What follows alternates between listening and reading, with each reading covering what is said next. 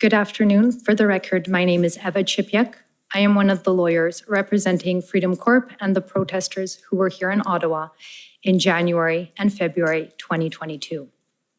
Mr. Commissioner, friends, Canadians listening to this public inquiry into the government's decision to invoke the Emergencies Act for the first time in history. You will remember on the first day of this public inquiry, our lead counsel, Brendan Miller, in his opening statement spoke about the evidence and threshold required for invoking the Emergencies Act. Mr. Miller set out each element of the test for invoking the Emergencies Act and then predicted that there would be no evidence to support any of the factors required to invoke the Act. I would like to restate Mr. Miller's opening statement and add to it what evidence in fact came out. It is our view that there was no justification whatsoever to invoke the Emergencies Act. The Emergencies Act requires several things. One, it could be invoked due to espionage and sabotage. Did you hear any evidence about espionage and sabotage? The answer is no. Two, it could be invoked on the basis of clandestine or deceptive foreign influence, or foreign influence that involves the threat to a person. Did you hear evidence about that? The answer is no.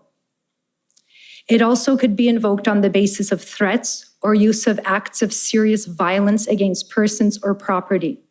Did you hear evidence of violence against persons or property? The answer is no. Lastly, it can also be invoked if there is a group or persons trying to destroy or overthrow by violence the system of government of Canada. Did you hear evidence about individuals trying to do that? The answer is no. And the answer is there was no reasonable and probable grounds to invoke the Emergencies Act, and the government exceeded their jurisdiction both constitutionally and legislatively in doing so. In using the Emergencies Act, which gives the government with extraordinary powers, the Government of Canada chose use of force, that is state violence, over peaceful negotiations and democratic engagement with the Canadian people. The sad irony is that the protest in Ottawa was fundamentally about government overreach. Canadians felt that the current government had gone too far with the COVID-19 mandates. The government's response to the protest by invoking the Emergencies Act was a further reach in power over people instead of power by the people. In response to the unprecedented unison of voices of many Canadians, including a voice by way of millions in donations to the cause, the Government of Canada refused to engage and listen to the people. Instead, by invoking the Emergencies Act, the government stepped even further into their oppressive governments by quashing the most fundamental right that belongs to a Canadian democracy.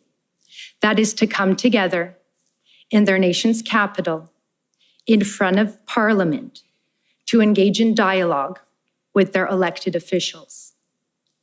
Protesting is, in fact, the people trying to have a dialogue with their government as a last resort of engagement when all other avenues for discourse have failed or have been censored. A healthy democracy demands continuous engagement between people and government. And when the government uses violence to assert its power over the people, the fabric of democracy is torn. That is what was witnessed at the protest. We heard from witness and protester Maggie Byrne, who knelt before the public order units, placed a copy of the Canadian Bill of Rights, the first human rights law in Canada, onto the snow in front of her before being brutally snatched and shoved behind the police lines, thrown to the frozen ground, beaten, and had a rifle pointed to her head. We heard from witness and veteran Chris Deering, survivor of a bomb explosion in Afghanistan. He fought for our country because he believed that our Canadian values were worth fighting for. He said he came to Ottawa because it was his duty to support the protesters in their cry to the Canadian government that enough is enough. They've gone too far with interfering with our right to freedom, our right to live in a safe country, free from fear.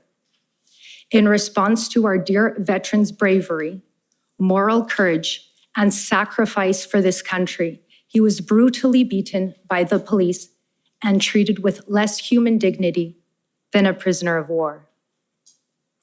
The fact is, it does not matter which side of the protest you are on. To be Canadian is to value human dignity, kindness, community, compassion, and love. It is not normal to hate and divide. This public inquiry is more than just looking into circumstances that led to the government's decision to invoke the Emergencies Act. It is the beginning of a journey of rediscovering of what it means to be Canadian. The government does not define us, we do. We, the collective of many diverse groups across the country. The protest in Ottawa brought so many Canadians from all different walks of life together. It was an opportunity for reconciliation, for uniting and forging friendships despite so many differences. The protest in Ottawa gave people hope, and it humbled all of us. What we saw in Ottawa is emblematic of what it means to be Canadian, and that is what terrifies the current government of Canada. Yes, there was honking and diesel and noise, and that was not only challenging for residents in Ottawa, but also for protesters. But the protesters were not extremists or terrorists. They are fellow Canadians, neighbors, and each person is the thread that holds us together in a peaceful and loving society. We have all suffered in our own unique way because of the pandemic, the virus, the sickness, the lockdowns, the job losses, loss of livelihood, the mandates, and mental health. On the first day of this public order emergency inquiry, Commissioner Rouleau, you said uncovering the truth is an important goal. When difficult events occurred that impact the lives of Canadians, the public has the right to know what happened. Certes, l'objectif de l'enquête publique. So the goal of this public inquiry is to shed a light on the situation which occurred and to make recommendations so that this situation will not occur again. Let this inquiry be the starting point for all Canadians. And that means all Canadians, including government leaders, to hold the executive branch of Canada to account. If there ever was a time for a Prime Minister to step down, now is that time. Thank you. Okay, thank you.